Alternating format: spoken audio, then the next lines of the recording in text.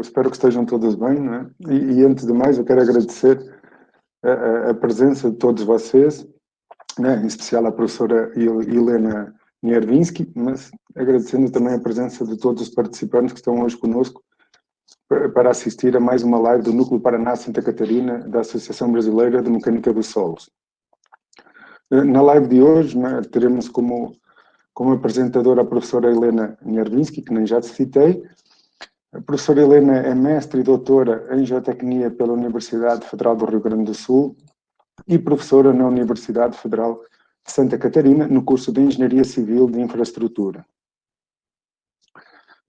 Em sua tese, desenvolveu estudos à característica do comportamento geomecânico de rejeitos de mineração, já tendo também elaborado pesquisas nessa área. Possui experiência na área de investigação geotécnica, avaliação de potencial de liquefação de solos a partir de ensaios de campo e atuação académica na área de mecânica dos solos, obras de terra e fundações. Então, com toda a sua experiência, né, e toda a sua expertise, ela vai passar para nós, agora ao longo da próxima hora, uma apresentação sobre esse tema, né? Então eu passaria, sem mais demoras, a palavra à professora Helena para fazer a apresentação dessa palestra e agradecendo mais uma vez a todos. Eu pediria só, né, que gentilmente desligassem o microfone e deixassem as vossas perguntas ao longo da apresentação aí no chat, que no final da apresentação a professora Helena responderá a essas perguntas, com certeza. Então, Helena, está contigo. Obrigado, mais uma vez. Obrigada, Vitor. É um prazer, né, estar aqui. Gostaria de agradecer ao núcleo da BMS pelo convite, agradecer a todas as pessoas que estão aqui nesse encontro, né? Já vi vários nomes conhecidos, alunos, colegas, né, de profissão. Agradeço a todos e espero contribuir um pouquinho, então, sobre esse assunto. Vamos ver aqui se eu consigo compartilhar minha tela com vocês.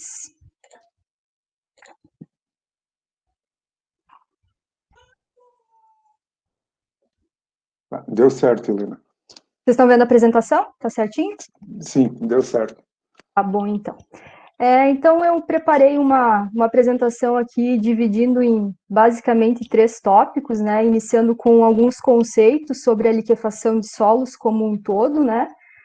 Depois, mais aplicado a rejeitos de mineração. Por que os rejeitos de mineração têm essa suscetibilidade, quais são as características que levam esses materiais a ter essa suscetibilidade. E, por fim, algumas metodologias de avaliação de suscetibilidade e liquefação, sendo que algumas foram desenvolvidas também durante a minha tese, com um olhar um pouquinho mais sobre avaliação de resultados de ensaios de campo. Então, a primeira pergunta, né, que eu acho que todo mundo chegou para essa live, né, para essa palestra aqui, se perguntando, né, o que é a liquefação. Então, de um modo geral, a liquefação, ela é a perda repentina da estrutura de um solo, ou seja, ele vai se comportar como um fluido. Então, para que a gente tenha essa ocorrência, a gente vai precisar ter algumas condições, né, para que isso ocorra, né, alguns tipos de solos, algumas condições para esses solos, e alguns gatilhos, né, para que a gente tenha a ocorrência, né, desse fenômeno. O conceito inicial da liquefação, ela é atribuída a Terzagh e Peck, em 1948, embora existam alguns estudos, né, e alguns episódios que tenham ocorrido, né, de acidentes, que reportem esses fenômenos acontecendo desde 1918 na literatura. Então, Terzagh e Peck, eles apresentaram, né, esse conceito de liquefação como uma liquefação instantânea. Esse foi o primeiro conceito apresentado, relacionado, então, a areias fofas. Então, aqui a gente começa a entender, né, ou ter as primeiras condições para a ocorrência, então, do fenômeno de liquefação.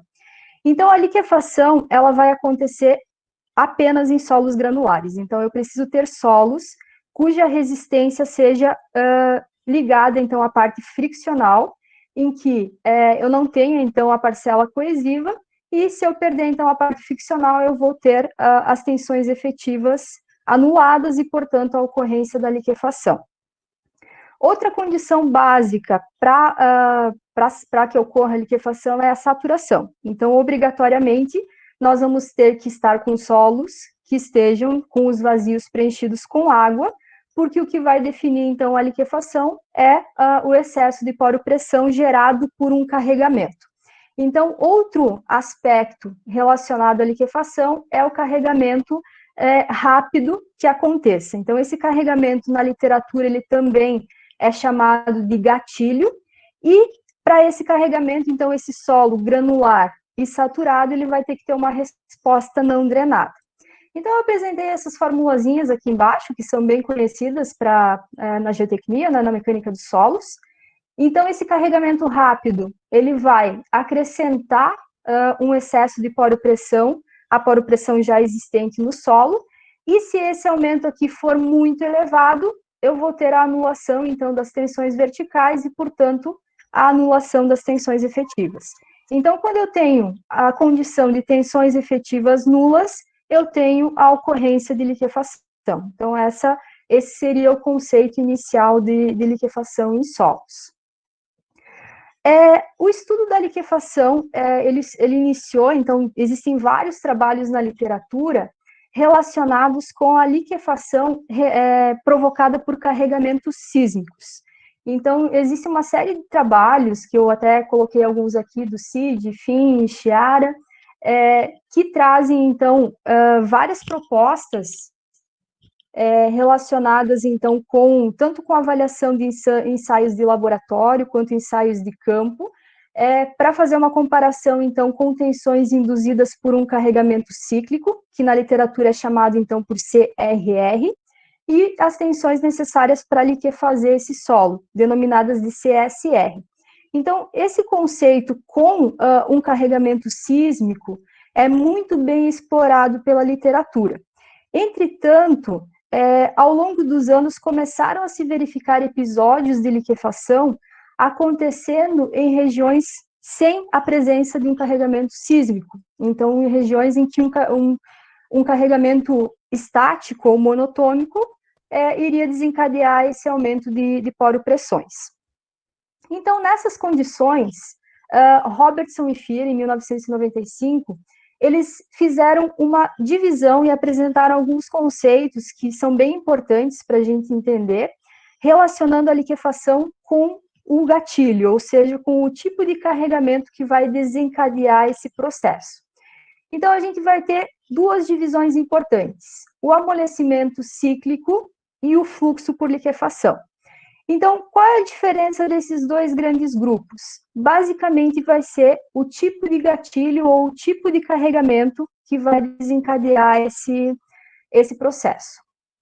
Então, o amolecimento cíclico, ele vai depender, então, de um carregamento cíclico, dependendo do seu tamanho e duração. Então, a gente vai ter um carregamento sísmico, por exemplo, um terremoto, cuja intensidade, né, a duração desse carregamento vai vir a provocar, né, se tiver as condições, o amolecimento cíclico nesse material. Por outro lado, o que é denominado de fluxo por liquefação, ele pode ser tanto desencadeado por um gatilho estático ou um gatilho cíclico. No momento que eu estou me referindo a gatilho, aqui seria um carregamento. Então, ambas as condições poderiam gerar esse fenômeno. Então, eu poderia ter a ocorrência de liquefação também em regiões não expostas a um carregamento cíclico, né? Outra importante divisão, né, ou diferença entre esses dois conceitos é a questão do comportamento do material. No amolecimento cíclico, os materiais que sofrem esse fenômeno, eles têm um comportamento de endurecimento no momento da carga. Então, como resposta a esse carregamento, eles vão sofrer um strain hardening, né, um endurecimento que eu já vou mostrar numa figura no ensaio triaxial. E, por outro lado, os materiais que sofrem fluxo por liquefação, eles vão sofrer um amolecimento, ou um strain softening. Eu vou passar aqui um pouquinho só para mostrar, através da figura de um ensaio triaxial, o que seria a diferença entre esses dois comportamentos. Então, o strain hardening é um material que, conforme ele for carregado, ele vai ter uma resposta de endurecimento, né, ganhando resistência até chegar à superfície de ruptura. O material que sofre strain softening, ele vai aumentar a sua resistência até um determinado ponto e vai ter uma queda, levando, então, o material a seu estado último com uma resistência bastante baixa. Em relação à geração de poropressões, o material com strain hardening, ele vai ter um comportamento com geração de poropressões positivas iniciais e depois dilatação. Então, é típico de solos densos. Já o comportamento strain softening, ele vai ter uma geração de poropressões positivas bastante elevadas até a sua ruptura. Então, característico de solos fofos, né, com densidade baixa. Então, basicamente, para que a gente tenha o fluxo por liquefação, ou seja, a liquefação ocorrendo por um carregamento estático, o material precisa ter uma densidade baixa, ele precisa estar no estado fofo e ter esse comportamento. Então, no momento que ele recebe a carga, ele vai tender a se comprimir, a água que está nos vazios vai gerar pressão, né? Vai ter esse aumento de poropressões e, por consequência, uma redução nas tensões efetivas e esse comportamento de ruptura aqui. Então, voltando para a questão dos conceitos, né? Então, basicamente, para que eu tenha o amolecimento cíclico ou fluxo por liquefação, eu vou ter essa diferença de comportamento nos materiais. O que acontece em relação às deformações? Isso aqui é bastante importante, né? No amolecimento cíclico, o material, no momento que para o carregamento, ele para a deformação. No fluxo por liquefação, essas deformações elas podem continuar após o gatilho, e se esse material não tiver alguma forma de conter essa deformação inicial, ele pode gerar, então, rupturas progressivas, e aí que está o grande problema, né, do fluxo de liquefação, dele atingir extensas áreas, né, e causar danos bastante elevados. Ainda dentro do amolecimento cíclico, se eu tiver deformações pequenas, o conceito é a mobilidade cíclica, e se eu tiver grandes deformações, eu tenho a liquefação cíclica. E a partir dessas grandes deformações, eu posso ter, então, por um gatilho cíclico, a chegada ao fluxo por liquefação. Então, por isso que o fluxo de liquefação ele pode ser desencadeado tanto de uma forma estática, quanto de uma forma cíclica. Então, aqui, se eu chegar aqui com deformações muito elevadas, eu vou, por consequência, ter um processo, um início do processo de fluxo por liquefação. Então, tendo esses conceitos, né, sobre o que seria, né, a liquefação provocada por cada um desses gatilhos, a gente começa, então, a olhar para a interpretação da liquefação a partir de ensaios. Então, para a identificação de um material que tem a suscetibilidade, né, à ocorrência de liquefação, fluxo por liquefação, né, principalmente, nessa parte de carregamento estático, se faz esses ensaios, né, ensaios não drenados, onde a gente consegue ter essa resposta e verificar, então, se a gente tem um comportamento contrativo, que são materiais fofos, então, que vão se contrair até chegar no índice de vazios críticos, né, até o seu estado último, ou se eles vão dilatar, né, eles estão no estado denso e vão dilatar até atingir a linha do estado último. Como suporte essa interpretação de ensaios de laboratório, entra nessa parte de liquefação, a parte relacionada ao estado crítico. Então, a gente pode interpretar esses ensaios em função do estado crítico. Então, aqui eu estou trazendo uma envoltória que correlaciona o índice de vazios pelo logaritmo das tensões, né? Então, a linha do estado crítico aqui, e 2 índices de vazios. Então, se a gente tiver abaixo, com o estado do material granular, abaixo dessa linha do estado crítico, a gente vai ter um comportamento dilatante. Então, esse índice de vazios inicial, que nós temos aqui, se estiver num ensaio não drenado, sem variação de volume, ele vai chegar aqui, né, na linha do estado crítico quando romper. Se eu considerar ele drenado, eu vou ter um aumento do índice de vazios, ou seja, eu vou ter um comportamento dilatante. Então, eu consigo verificar muito bem nesse espaço o comportamento do material relacionado ao fluxo por liquefação. Da mesma forma, se o meu índice de vazios do material granular estiver acima dessa linha do estado crítico, eu vou ter um material contrativo, ou seja, num ensaio drenado, o índice de vazios vai reduzir, esse material vai comprimir, para chegar então no seu estado último e romper. Diante desse cenário de estado crítico, a gente tem um parâmetro que se denomina de parâmetro de estado, que é dado então pela diferença entre o índice de vazios natural, né, ou do momento ali do material, menos o índice de vazios crítico para o mesmo nível de tensões. Por que essa avaliação é importante? Porque se o parâmetro de estado for positivo, ou seja, o índice de vazios inicial for superior ao índice de vazios crítico, eu tenho o indicativo de um material contrativo, ou seja, um material que tem suscetibilidade à ocorrência de um fluxo por liquefação, por exemplo. Por outro lado, se eu estiver tratando de um material dilatante, eu estarei com o índice de vazios inicial inferior ao índice de vazios no estado crítico para o mesmo nível de tensões. Portanto, esse parâmetro de estado aqui vai ser negativo e o material, então, não vai ter comportamento strain soft e não vai ter, então, suscetibilidade ao fluxo por liquefação. Então, essa análise em termos de estado crítico, ela vai ser bastante importante nas metodologias de avaliação da suscetibilidade de liquefação, por exemplo, de rejeitos de mineração. Em relação, então, entrando um pouquinho para a liquefação em rejeitos mesmo, né, então, esse fenômeno de fluxo por liquefação, né, que a gente acabou de ver, né, qual a diferença dele para a liquefação cíclica, ele constitui, então, um dos maiores desafios no projeto de uma barragem de rejeitos, né, então, existem vários episódios na literatura relacionando a ocorrência desse fenômeno a rupturas de barragens.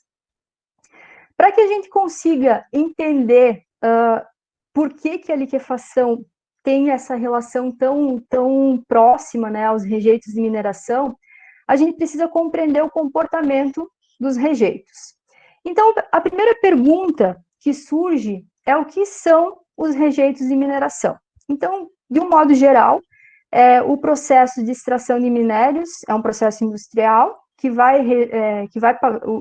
os minérios vão passar por um processo de beneficiamento e os rejeitos, então, vão ser produzidos nesse processo de beneficiamento, geralmente com a inserção de algum tipo de elemento químico, para fazer a separação do elemento de valor comercial do elemento, então, que não tem mais valor comercial.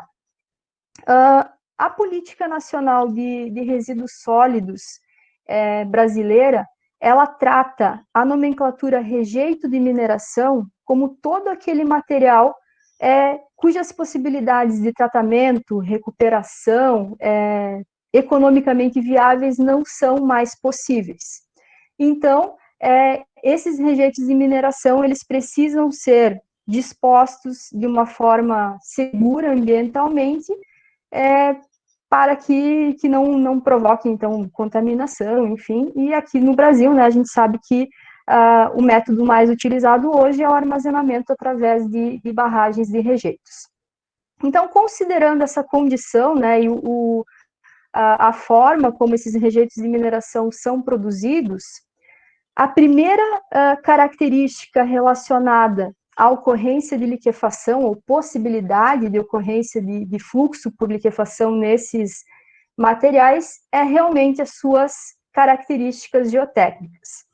Por quê?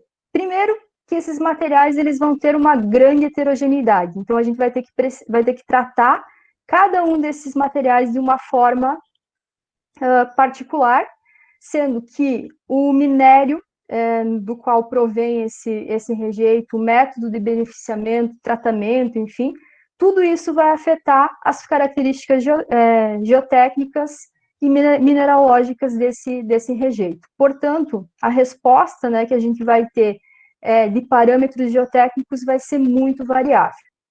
Entretanto, de um modo geral, esses rejeitos eles têm um caráter não coesivo, né, eles não têm coesão, porque é uma rocha triturada, né, com partículas pequenas. Entretanto, por mais que ele seja um material granular, ele tem uma granulometria predominantemente siltosa. Então, aqui tem várias curvas granulométricas de diversos anos, né, de diversos autores, indicando, então, a predominância, quase que 70%, 80% do material de uma curva granulométrica de rejeito e mineração é siltosa. Portanto, eu tenho um material granular, mas uma partícula fina. Não tem plasticidade, e por ter essa partícula fina, ele tem uma permeabilidade intermediária, ou dita transiente, né, com o coeficiente de permeabilidade ali da ordem de 10 na menos 5 a 10 na menos 8 metros por segundo, o que vai influenciar bastante a resposta final que nós vamos ter na avaliação da suscetibilidade à liquefação desses solos. Outro item importante, então, relacionado também, né, o porquê que esses materiais vão ter essa suscetibilidade, né, vão estar propensos, né, à ocorrência da liquefação, é a questão da disposição. Então, de um modo geral, esses rejeitos no Brasil são dispostos por meio de barragens, que são alteadas. Alteadas, então, são essas etapas de alteamento, né, que o material vai sendo disposto. Existem, então, 3 tipos, que eu acho que todos vocês já ouviram falar, né, a montante, jusante ou linha do centro, que são esses 3 tipos. E qual é a problemática, digamos, relacionada ao comportamento desses rejeitos em barragens de alteamento? É que muitas vezes essas barragens elas são alteadas, né, os diques, enfim, são com o próprio rejeito. E isso exige algumas premissas, principalmente em relação a uma cuidadosa separação granulométrica de parcelas finas e grosseiras, né, para que a região mais próxima à estrutura de contenção permaneça com condições de drenagem adequada, utilização de sistemas eficientes de drenagem, controle de compactação, proteção superficial, entre outros detalhes. Entretanto, essas características nem sempre elas são tão simples de serem verificadas durante o processo de alteamento. Por quê? Porque, de um modo geral, os rejeitos de mineração, na grande maioria das vezes, eles são gerados no formato de polpa, ou seja, composição de partículas sólidas com água. E, em função dessa composição em polpa, por questões econômicas até, né, o transporte desse material até as barragens é feito por meio de fluxo gravitacional, então, ou bombeamento, né, e esse material, então, vem extremamente saturado, levando, então, ao terceiro item, né, relacionado à liquefação desses materiais, que é a alta saturação, e como ele é lançado dessa forma nessas barragens, eles vão ter um índice de vazios extremamente alto, uma baixa compactação, baixa densidade, e se vocês lembrarem do que eu falei alguns minutos atrás, né, questão do que era necessário para a ocorrência de liquefação, tudo isso nós estamos dando um checklist, né, então a gente tem material fofo, granular, com alta saturação, então nós estamos fechando todos os requisitos para a ocorrência de liquefação nesses materiais, né. Nessa foto aqui, então, tem uma imagem de um depósito de rejeito com presença de água. Então, isso aqui é extremamente comum, né, se ter a saturação em barragens de rejeito. Então, em resumo, né, o que a gente comentou aqui, alguns tópicos, o material, então, o rejeito de mineração é granular e não coesivo, apresenta alta saturação e baixa densidade. Portanto, é um material que vai ter um comportamento strain soft. E, portanto, isso fecha os conceitos necessários para que ele seja um material com suscetibilidade ao fluxo por liquefação. Então, esses conceitos iniciais, todos eles são satisfeitos. Para que eu realmente tenha a ocorrência da liquefação nesses materiais, eu vou precisar o que mais? Um carregamento rápido com uma resposta não drenada. Então, um gatilho, que nesse caso, né, a gente vai ter em projetos, né, na avaliação de estabilidade de barragens, com certeza é um dos grandes desafios, o estudo, né, a investigação de possíveis gatilhos que possam dar início a um fluxo por liquefação. Então, para que a gente possa começar, então, a avaliar a suscetibilidade ao fluxo de liquefação, os estudos em rejeitos de mineração, eles se iniciaram com uma campanha de ensaios em laboratório. Então, existem vários trabalhos já realizados, além do que eu fiz também, né, com ensaios triaxiais, então, drenados e não drenados, e o que aconteceu quando se começou a fazer essa investigação com rejeitos de mineração em laboratório? Se identificou mais um aspecto que torna esses materiais, então, mais propensos à ocorrência de liquefação. A linha do estado crítico desses materiais não é linear, como aquela linha anterior que eu mostrei para vocês, né? A questão que seria uma linha típica de solos normais, né? Em rejeitos de mineração, essa linha do estado crítico não é linear, ela apresenta uma curvatura. E o que isso vai afetar na questão da liquefação?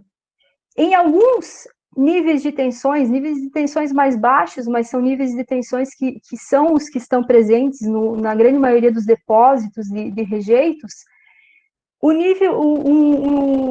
índice de vazios desse material, se ele sofrer, tiver um gatilho, digamos, com geração de excessos de poropressão, isso vai fazer com que esse material, com que o comportamento do material vá para cá. Ele vai atingir a linha do estado crítico para um índice de tensões quase nulo, ou seja, eu vou ter ocorrência de liquefação.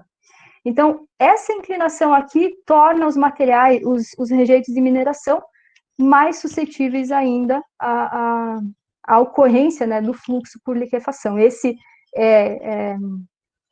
ponto, né, foi uma descoberta, os estudos, né, demonstraram que o fato dessa curvatura aqui é mais um elemento, né, chave para se ter um cuidado especial com esses materiais.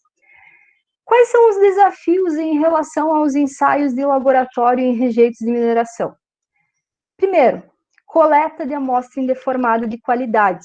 Então, se a gente for considerar os métodos convencionais de extração de amostras que nós temos no Brasil hoje, que seja o Shelby, enfim, como os rejeitos de mineração, de um modo geral, eles são materiais não coesivos, é muito difícil de se extrair uma amostra de qualidade. Então, o que se vem estudando, o que se tem internacionalmente, né, o que está se propondo, por exemplo, a utilização do congelamento para extrair essas amostras, mas, enfim, isso acaba trazendo uma série de condições, né, em laboratório também, que devem ser tomadas, né, os cuidados muito maiores, né, para que a gente consiga garantir a estrutura. E a outra condição, né, o outro desafio é que se eu não consigo extrair uma amostra com qualidade, né, desse material, qual é a garantia de que eu consiga reconstituir essas amostras de uma forma adequada e de forma realmente caracterizar o que está em campo? Então, um estudo, né, que corrobora com esse item aqui, eu fiz alguns ensaios em rejeito e mineração de bauxita. Claro que eu trago aqui como amostra indeformada, mas a gente sabe que tem perturbação, que um material que o rejeito de mineração, como ele é extremamente sensível, né, com um alto índice de vazios, a amostra, por mais que a gente tire uma amostra Shelby, ela tem algum tipo de deformação. Mas o que eu fiz aqui foi fazer ensaios triaxiais iguais em uma amostra moldada a partir da extração de um tubo Shelby e uma amostra reconstituída em laboratório com os mesmos índices físicos, e o que eu encontrei foram esses resultados. Então, é uma diferença bastante considerável entre o resultado de ensaios feitos com a amostra do Shelby, né, que eu chamei deformada, mas não seria o termo correto, né, e a reconstituída. Então, o que aconteceu? A amostra indeformada, ela mostrou-se mais resistente, ou seja, deu um indicativo de que existiria uma possível estruturação natural nesses rejeitos e que deveria ser considerado. Então, a partir desses ensaios, né, dessa dúvida que surgiu a partir dessa resposta, né, da comparação entre amostras reconstituídas e uma indeformada, né, é que a gente começou a se perguntar, né, se realmente o ensaio de laboratório poderia trazer a resposta adequada das condições reais de campo. Então, o que a gente estudou na minha tese, né, no período que eu estive no doutorado, que a gente vem estudando também e avaliando, é a tentativa de utilização de resultados de ensaios de campo, que são realizados, né, na condição real de campo, nesses rejeitos, para avaliação do potencial de fluxo, né, por liquefação, da suscetibilidade ao fluxo por liquefação desses rejeitos. Então, seguindo as diretrizes, né, propostas por Rolfe, né, de que os ensaios de campo eles precisam ser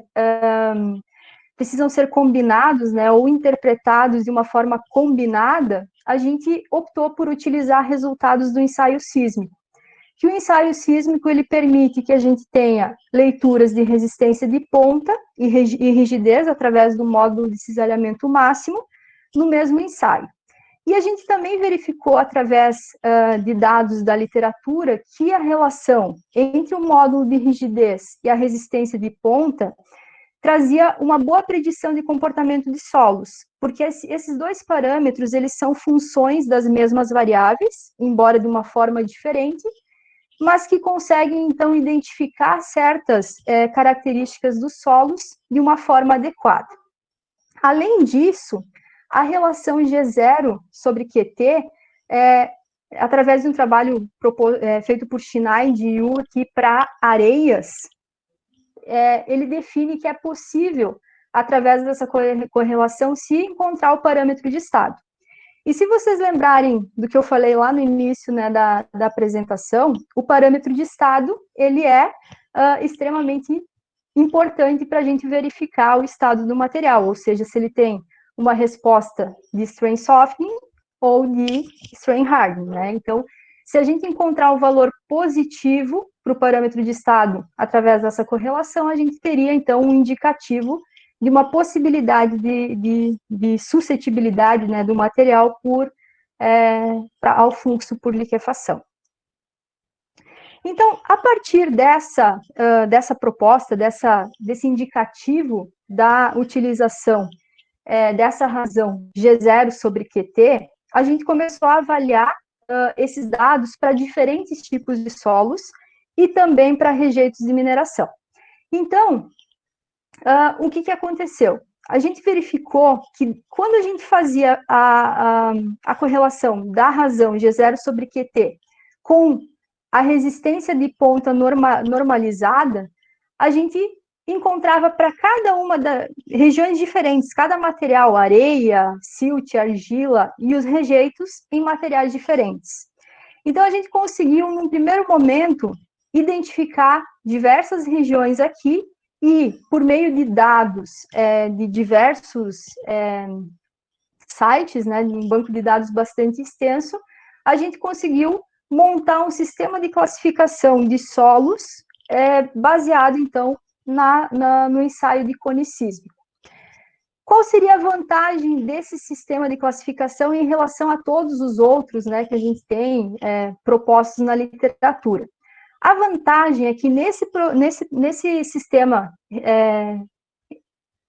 relacionado ao G0 sobre QT, eu consigo ter uma área onde eu tenho solos não plásticos sensitivos, ou seja, eu vou conseguir classificar os rejeitos de mineração com suscetibilidade ao fluxo por liquefação numa região específica, ou seja, foi possível identificar através desses ensaios que os materiais, os rejeitos de mineração com um comportamento strain hardening, né, que mostrava esse comportamento em laboratório, eles tinham como resposta ao ensaio de Cone um baixo valor de resistência de ponta e um alto valor de rigidez. Então, essa razão aqui ficava extremamente alta e levava esses materiais para cá.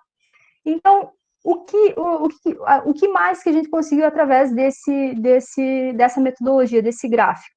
Também dividir condições de drenagem. Então, é possível verificar a resposta do material como drenado, com um valor de QTN igual a 50, que isso aqui já é bem reconhecido na literatura, esse valor.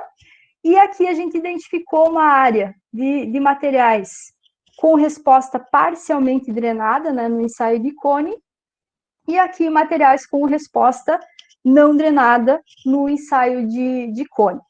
Além disso, eu não sei se vocês conseguem visualizar, mas na área central aqui desse gráfico existe uma linha mais escura, na qual a gente dividiu esse gráfico em materiais de baixa plasticidade e materiais de alta plasticidade. Ou seja, todos os materiais acima dessa linha central aqui são materiais não coesivos. Então, sendo materiais não coesivos, são materiais que eu posso avaliar o parâmetro de estado para verificar, então, a suscetibilidade ao fluxo por liquefação. Então, no momento que eu colocar dados nesse gráfico e verificar que os pontos caíram acima dessa linha central aqui, eu posso, então, utilizar aquela equação anterior aqui para verificar o parâmetro de estado e ter uma noção, né, um indicativo do comportamento strain hardening ou strain softening desses materiais, né, materiais granulares. Então, jogando para um gráfico de correlação com o parâmetro de estado, né, usando aquela equação proposta por Shinai de Yu, eu teria, então, uma resposta, então, em relação ao comportamento, se ele é dilatante ou contrativo. O que acontece aqui? Essa relação proposta por Shinai de Yu, ela foi desenvolvida para areias. Então, ela é uma relação calibrada, feita em câmara de calibração, então tem toda uma teoria envolvida por trás do desenvolvimento dessa equação, mas ela é somente válida para areias, ou seja, para materiais onde a resposta do ensaio de Cone lá em campo é uma resposta drenada. Então, como que a gente pode utilizar essa equação dentro dos rejeitos de mineração que tem um caráter siltoso? Então, esse foi um grande desafio, né, que a gente viu e tentou aplicar isso para os rejeitos de mineração. Então, pensando nessa aplicabilidade, a gente olhou para as condições de drenagem do cone nos rejeitos de mineração. Então, sabe-se que, em função da granulometria siltosa dos rejeitos de mineração, se for feito um ensaio de cone com uma velocidade padrão, a resposta que nós vamos ler, a resistência de ponta desse cone, vai ser afetada por drenagem parcial. Então, a gente consegue interpretar muito bem a resposta do cone em condições drenadas para areias e para condições não drenadas em argilas. Mas o que acontece com aquele valor do QT em materiais com drenagem parcial? Como é que eu vou derivar parâmetros a partir de um resultado com drenagem parcial? Então, o que a gente pensou, né, a partir daí e para tentar correlacionar, né, ou ter um valor de parâmetro de estado a partir de ensaios de campo em rejeitos de mineração. Então, existe, para que a gente conseguisse colocar essa equação válida para rejeitos de mineração, nós tínhamos que garantir que esse valor de QT aqui fosse obtido em condições drenadas. Se ele fosse obtido em condições drenadas, essa equação poderia ser utilizada. como é que a gente faz, então, a correção, né, como é que a gente consegue obter um valor da resistência de ponta num rejeito de mineração com drenagem parcial de uma forma drenada? Então, algumas alternativas, né, o que vem sendo feito, inclusive em trabalhos desenvolvidos ali na URGS e em outras, por outras pessoas da literatura, né, é a questão da variação da velocidade de cravação do cone. Então, conforme, se eu cravar com uma velocidade inferior à velocidade padrão, eu eventualmente consigo chegar em condições de drenagem total, né, e consigo ter valores drenados, e se eu fizer uma cravação muito rápida, eu posso ter uma resposta, então, totalmente não drenada. Pensando nessa relação, então, e tentando buscar uma correlação entre valores de resistência de ponta drenada e não drenada, a gente olhou inicialmente para essa relação proposta por Senecet, que ela correlaciona a resistência de ponta do cone com o ângulo de atrito. Por que a gente foi olhar para essa questão? Porque existem algumas correlações, algumas curvas características de drenagem de materiais que já foram feitos em estudos anteriores, que apresentam uma relação entre a resistência drenada e não drenada de diferentes tipos de materiais. Então, se a gente tivesse uma estimativa desses valores de acordo com o tipo de material, a gente poderia eventualmente propor uma equação de correção, né? Então, esse estudo aqui de Senecet, ele propõe diferentes curvas, né, desse parâmetro Q, em função do ângulo de atrito, para diferentes valores de BQ. A gente considerou uma condição não drenada quando o BQ está entre 0,6 e 1, que a literatura ela varia um pouco com o indicativo desses valores, então a gente utilizou essa faixa para definir uma faixa, então, de variação da relação entre a resistência de ponta drenada e não drenada em função do ângulo de atrito.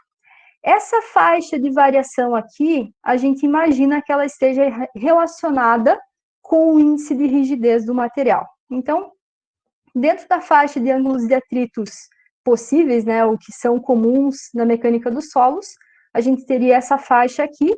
Esses pontinhos que estão plotados aqui no gráfico são dados da literatura, que nós buscamos para validar essa proposta, e então a gente teria uma faixa aqui para se trabalhar de relação entre a resistência drenada e não drenada do cone, para que a gente conseguisse, então, partir para um estudo dentro dos rejeitos de mineração. Tendo essa relação, então, com o ângulo de atrito e essa resistência, e sabendo-se o ângulo de atrito dos rejeitos de mineração, a gente poderia fazer uma relação, então, com a resistência de ponta na cravação em velocidade padrão. Então, aqui, a gente considerou algumas condições para o desenvolvimento de uma equação. Então, quais condições foram essas? Então, condições não drenadas, o BQ entre 0,6 e 1. Portanto, a resistência drenadas dividida pela resistência de ponta padrão, ela vai ser igual a 1, ou seja, a resistência de ponta do cone em cravação padrão, ela vai ser igual à drenada se eu tiver um BQ igual a 0. E eu vou ter, então, a resistência de ponta, a resistência na velocidade padrão igual à resistência não drenada se eu tiver o BQ igual a 1. Essas condições eram as condições de contorno, né, certeiras que a gente tinha para iniciar o nosso estudo.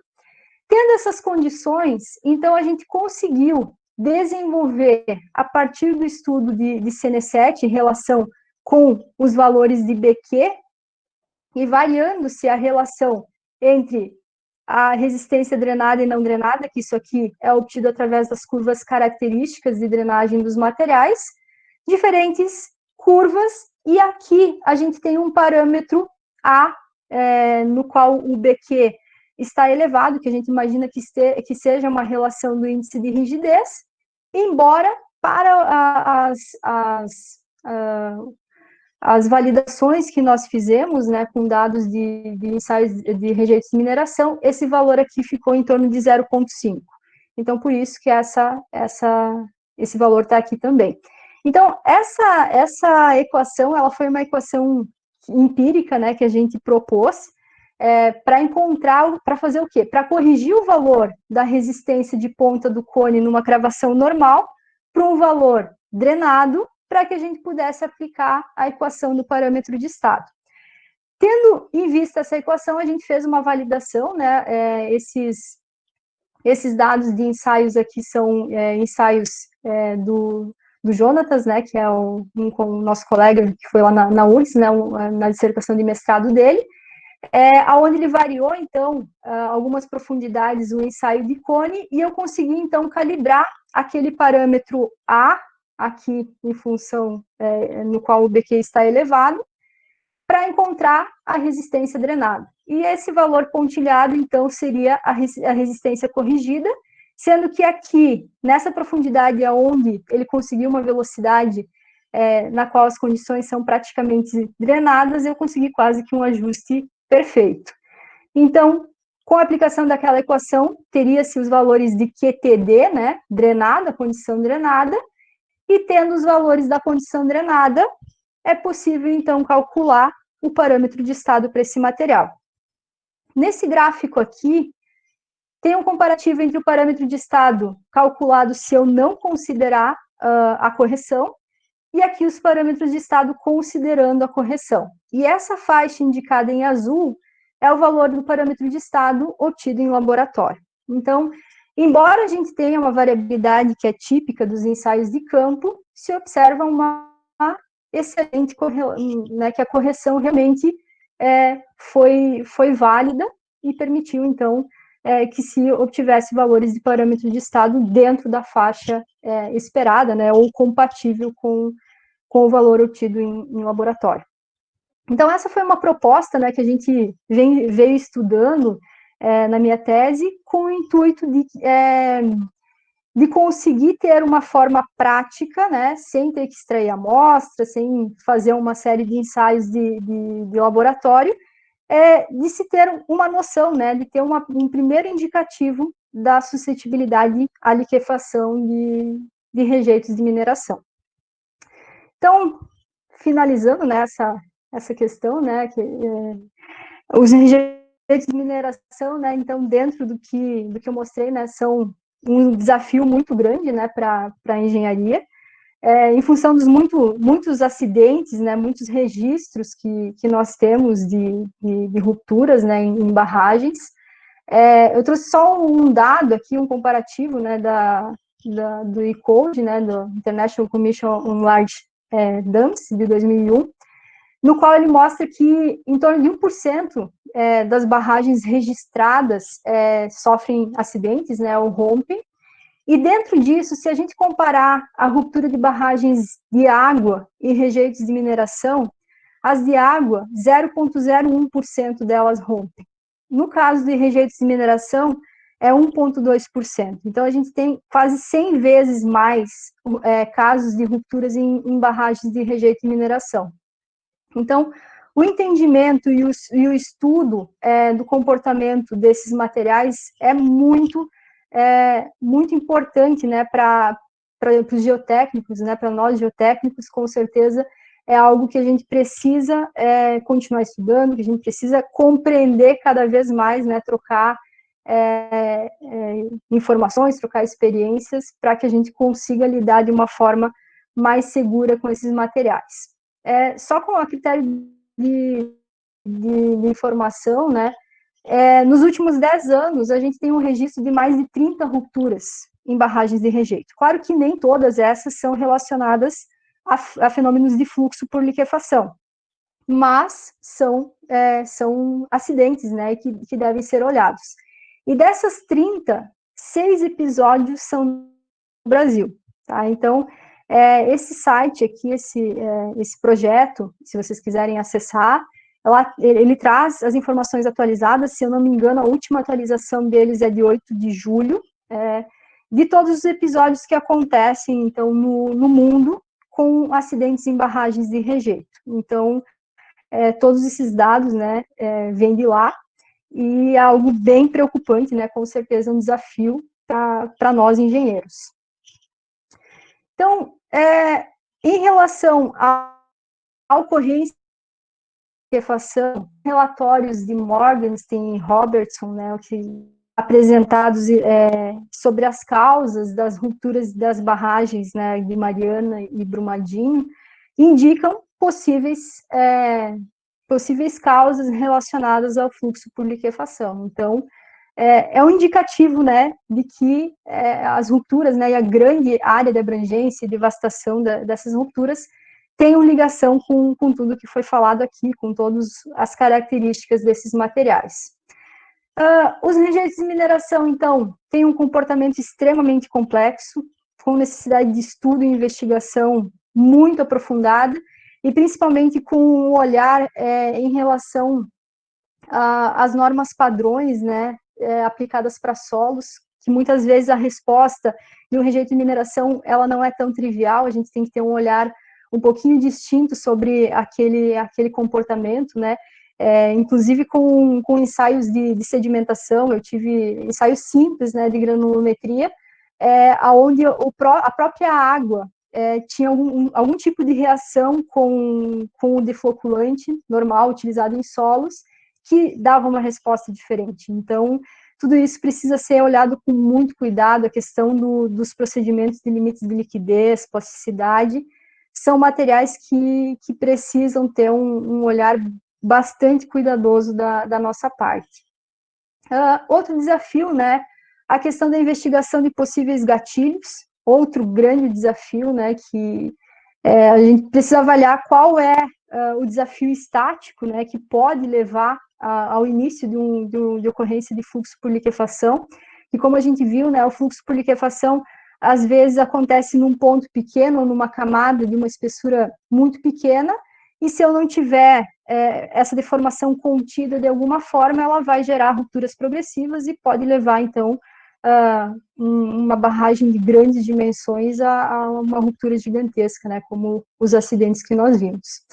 E por último, né, o último grande desafio, né, a questão da nova legislação que vem por aí, né, em função também dos acidentes que aconteceram, e a normatização em relação ao descomissionamento de barragens, né, então qual vai ser o procedimento a ser adotado para que a forma como for descomissionado, né, ou retirado o material dessas barragens, não seja um gatilho, né, então essa é uma preocupação que eu colocaria, né, aqui em discussão também com vocês, que com certeza profissionais envolvidos com esses projetos vão ter um desafio muito grande pela frente.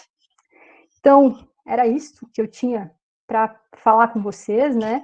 Apresentar um pouquinho, claro que foi muito rápido, passei assim de uma forma bastante resumida sobre os tópicos.